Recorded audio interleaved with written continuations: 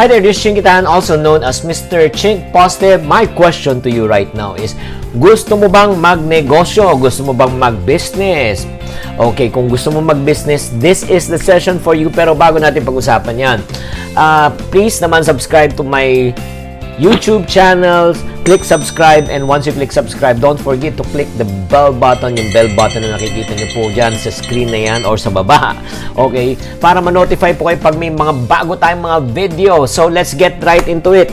Gusto mo bang magnegosyo o mag-business pero hindi ka sigurado, hindi ka sure? Ang question mo, para sa akin ba to? Alam mo, bago talaga tayo magtayo ng negosyo, kailangan po ma-assess muna natin ang ating sarili, no? Na talaga, are we really called to do a what business? I'm not saying ito lang I'm not saying everyone can run a business, but everyone must possess what we call as a business mindset. Kailangan maging entrepreneurial po ang ating mindset. Alam mo, pero sa tagal-tagal ko sa pagnenegosyo, alam nyo ba na may mga senyales, may mga signs that you are really created by God to become an entrepreneur. Talagang pinanganak ka talaga parang maging negosyante. Oo, pero ang tanong, alam mo na ba yung mga signs na yan?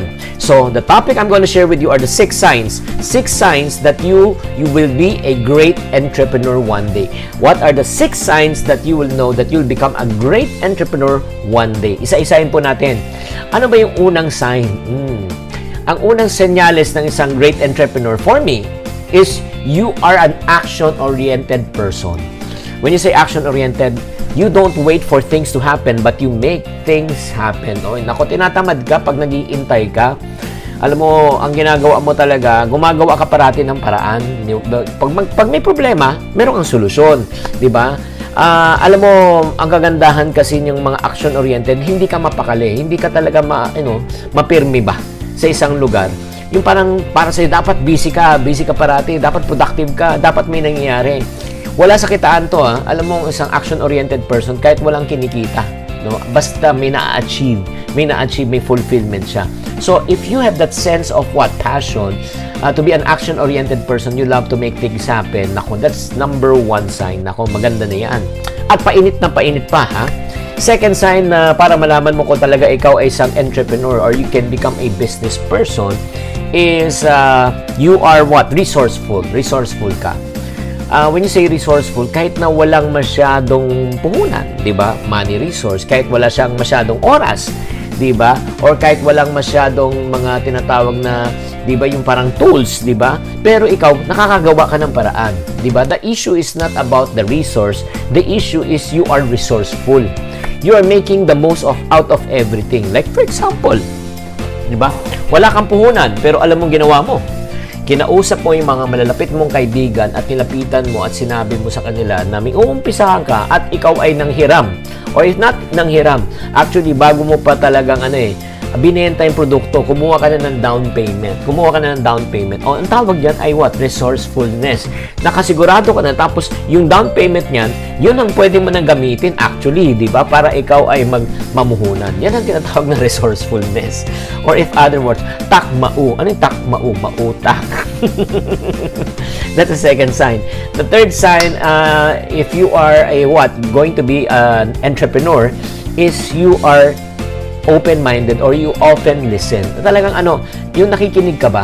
Yung willing ka to listen and accept what we call as feedback. Ang hilig mo talaga, instead na, alam mo, sa totoo lang ang magaling na salesperson, hindi yung maboka. Yung magaling na salesperson, yung marunong makinig sa kailangan ng kanyang kliyente. Oo. If you are a good listener, to the problems and to the pains, to the concerns of other people, believe me, you are going to be a great entrepreneur because good ideas comes from not from talking, but good ideas comes from listening. So listening is indispensable. It's a way of communication. Ang communication kasi hindi one way, it's two way. Not only that you speak, but you got to learn how to listen. That's the third sign. Let's go to the fourth sign. Fourth sign to know if you are really cut out to become an entrepreneur, you embrace change. Because the only thing that is permanent again in this world is change. You embrace change. Change is ever present. Hindi ka natatakot sa change. Pag may change, excited ka. Kasi, alam mo, yung mga entrepreneur, they love something that is new. Parating gusto nila ng bago. Parating gusto nila, anong bago? Diba? So, pag may bago, katulad ko, excited na naman ako. may bago kaming project, may bago kaming i-release, may bago kaming i-share, may bago kaming material. Katulad nito, bago itong material na share ko sa inyo. So, if you love change, so you are really cut out to become an entrepreneur because you are bored. Bored ka parati if you do something na paulit-ulit lang. Hindi ka mapakali, as a matter of fact, hindi ka mapakali sa opisina. Nako, kung hindi ka mapakali at gusto mo ng pagbabago, ay, ikaw na. Ikaw na talaga. And then number five, fifth way in order for you to know that if you are really an entrepreneur is what? You are challenged by trials. Oo. Pag may challenge mo sa buhay, anong ginagawa mo? You don't back down. You, as a matter of fact, you step up. Hindi ka natatakot sa challenge. Pag may challenge, hinaharap mo yung challenge, di ba? Tuwing may problema, anong ginagawa mo? Naghahanap ka ng solusyon. Hindi ka natatakot. Kasi sa totoo lang, yung you eat challenge for breakfast. You eat what? Trials for lunch. And you eat what? Rejection for dinner. Alam mo, you love challenging situation. Kasi yung parang nagle-level up ba yung skills mo? Nagle-level up yung tinatawag na ideas mo, yung idea making process mo. So, you love challenges. And last but not the least, for me, ang talagang isang entrepreneur talaga, magaling na entrepreneur, is what? You are good with money. Ay, grabe. Ang galing mo talaga. Madiskarte ka pagdating sa pera. Kahit wala kang pera, nagkakapera ka, nakagawa ka ng pera.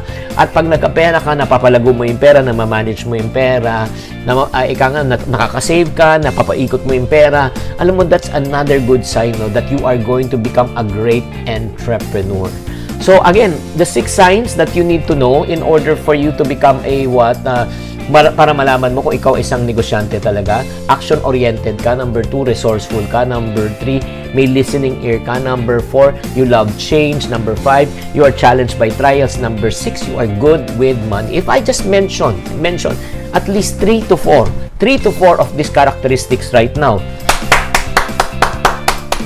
congratulations, you are more than qualified to become an entrepreneur.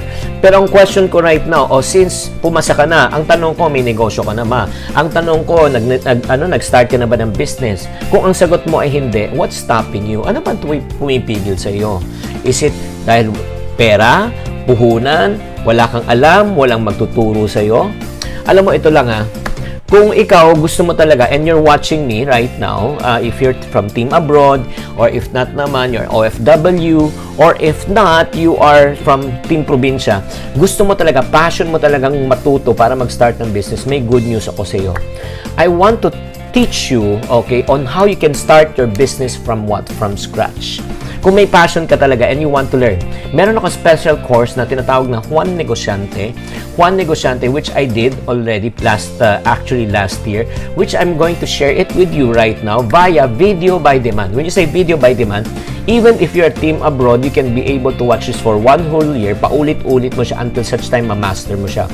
Alam mo, sa session na ito, sa course na ito, I'm gonna teach you on how to start with an ideation. Parang mag-start ka with an idea and you form a product. After you form a product, you will going to brand the product, you are going to market the product, you are going to sell the product. In other words, kahit wala kang kaalam-alam mag-start ng business, ito yung good news. I will be able to help you to start your business from scratch. So, I'm going to download to you my 42 years of experience of selling, 42 years of experience of starting a business para hindi ka na mahirapan. So, if you are interested on how to start your business from scratch, please do join me in this special session, video by demand. It's called, again, Juan Negosyante. To join, all you need to do is just go to my TV channel called chinktv.com. That's chinktv.com right now. See, you can see that in your screen right now, at the bottom of your screen, chinktv.com. At pwede kayo mag-enroll, okay? And good news, enrollment fee is very affordable. Normally, for this type of seminar, people can charge you probably 3,000, 4,000 pesos for a session just like this. Pero right now, I want to make it affordable. We just want to price it only at 799 pesos. 799 pesos. So, if you want to be part of Juan Negosyante, just go to chinktv.com, or if not, type the word called negosyo. Type the word called negosyo right now in your screen, on your screen right now, in your screen, in your comment box, and I will send you a link so that you'll be able to register. Thank you very much for tuning in. I hope that I will be able to help you. If you're an entrepreneur, you have the signs of an entrepreneur, it's time for you to get started. So start with Juan Negociante. Type the word called negosyo right now on your screen.